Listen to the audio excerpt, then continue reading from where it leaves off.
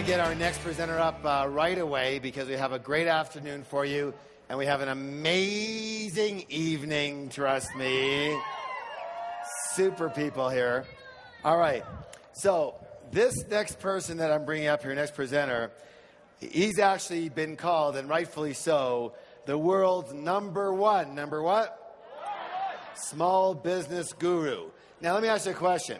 How many of you are in some type of business, any way, shape, or form? Yes?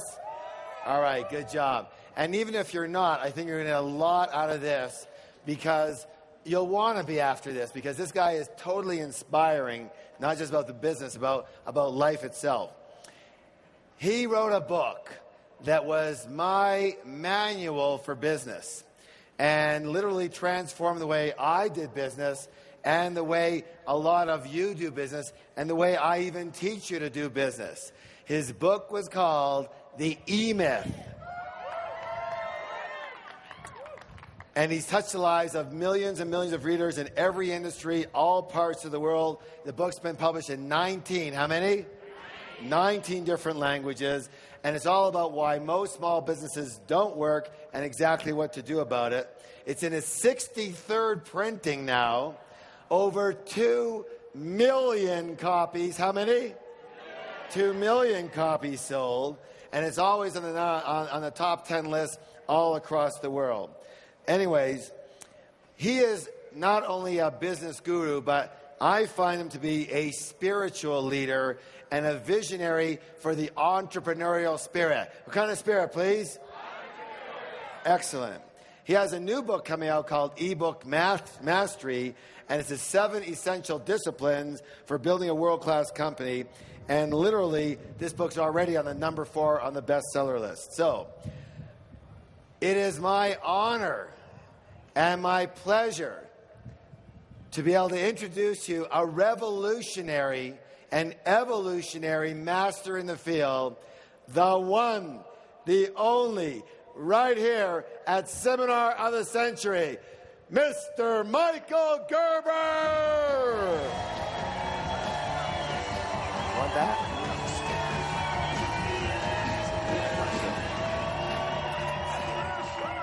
Hello, hello, hello, hello. Good afternoon. Are you hungry?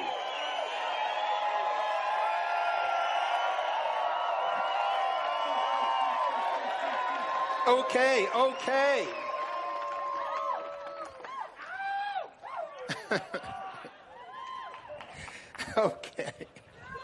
All right. Well, I just turned 71.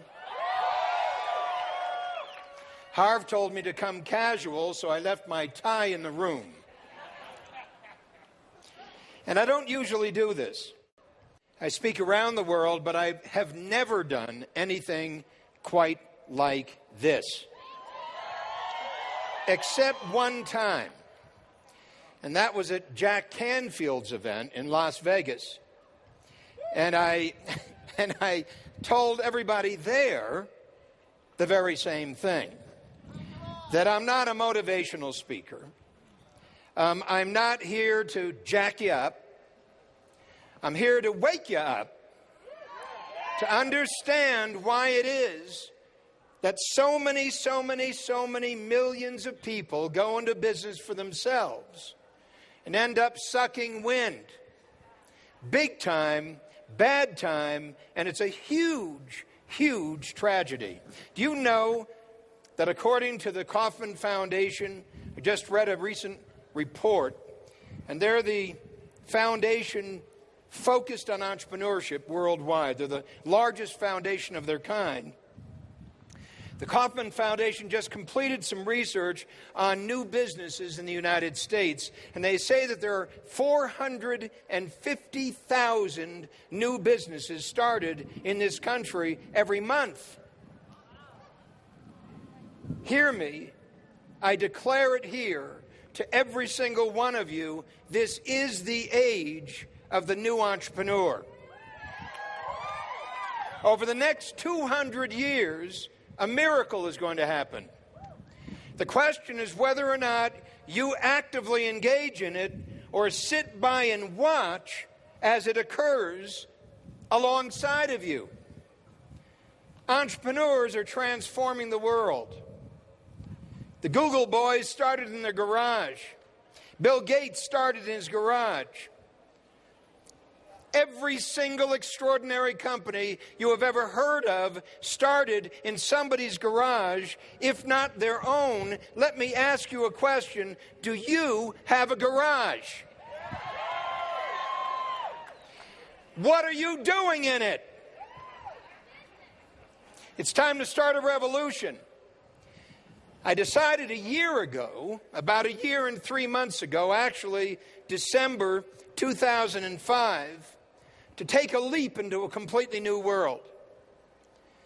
Since 1977, when I founded my first company, eMyth Worldwide, to transform the state of small business worldwide, to create the McDonald's of small business consulting, to transform the lives of anybody and everybody who decided they were going to go out on their own to make a living and a business of their own, to create a turnkey consulting system that everybody told me I was crazy to even imagine I could do. In 1977, I founded what is today the largest single small business development firm in the world. I was 41 years old. I was 41 years old when I started a revolution. I knew nothing about business when I started. So hear me, whether you know anything about business or don't know anything about business is irrelevant. The question is, what is your dream? Martin Luther King said, "I have a dream." When was the last time you said that about a condition in the world? Martin Luther didn't say, "I have a dream, I want to go to Hawaii." Martin Luther King didn't say, "I have a dream, I want to buy a Ferrari." Martin Luther King didn't say, "I have a dream, I want to find another wife." Martin Luther King didn't say, "I have a personal dream." Martin Luther King's dream was about changing the world. How many of you are up for that opportunity to transform the world?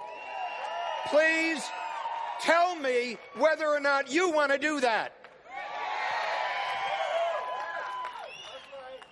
I'm going to do that here. Now that might sound presumptuous. I didn't go to the moon. But the moon is right here in front of every single one of you. What's your moon? What's your dream? What's your vision? What's your purpose? What's your mission? What is happening out there in the world that is unacceptable to you? What is happening everywhere one looks that is completely unacceptable to you?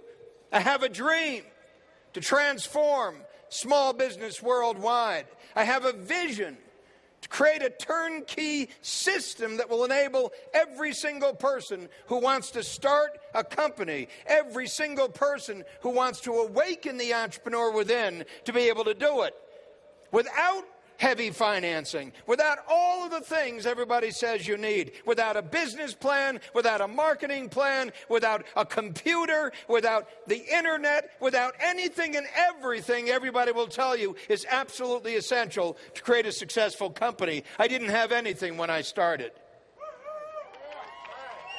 I had a dream. The entrepreneur's dream is not a personal dream. The entrepreneur's dream is an impersonal dream. The entrepreneur's dream is not about me, it's about them. It's an extraordinary entrepreneur who won the Nobel Peace Prize last year. His name is Muhammad Yunus. How many of you have heard of Muhammad Yunus? Well, every single one of you should know the man. Every single one of you should know what he has done. Every single one of you should understand the power of extreme vision. What it means to awaken the entrepreneur within. what it means to awaken the spirit within, what it means to awaken the soul within, what it means to take off the blinders and look at the world and see what's missing in this picture. And to see, in fact, what is called upon for you and me and every single person who says, enough, it's got to be different. I'm going to do that. Guess how you do that? Nobody would believe this to be true, but this is the age of the new entrepreneur. Every single person in this area, every single person within the sound of my voice has an entrepreneur within. It's time to wake up. It's time to wake up. It is time to wake up. Who? The creator, the visionary, the Imagineer, as Walt Disney would say. And when I speak about business like this, people ask me or think about it and say, what in the world do you get so passionate about? How could a business get you so excited? Let me tell you why a business gets me so excited. When I started eMyth Worldwide in 1977, I told you I hadn't a clue. I hadn't a clue about business. A friend of mine asked me to go with him to one of his clients. My friend owned a small ad agency in Silicon Valley. He said, I want you to come to me and meet Bob, the CEO, the president, the founder of this small startup company in Silicon Valley. He's got a problem. He can't convert the leads we generate for him into sales. I said, Ace, that's his name. What in the world am I going to tell Bob? I don't know anything about business. And I certainly don't know anything about high tech. And Ace said, trust me, you know more than you think you do. And the reason Ace said that, this most unlikely thing, is because I had sold encyclopedias successfully. Nobody sells encyclopedias successfully. And nobody spends as much time as I spent selling encyclopedias successfully. What Ace didn't realize is that I sold encyclopedias successfully because I was accustomed to studying with a master.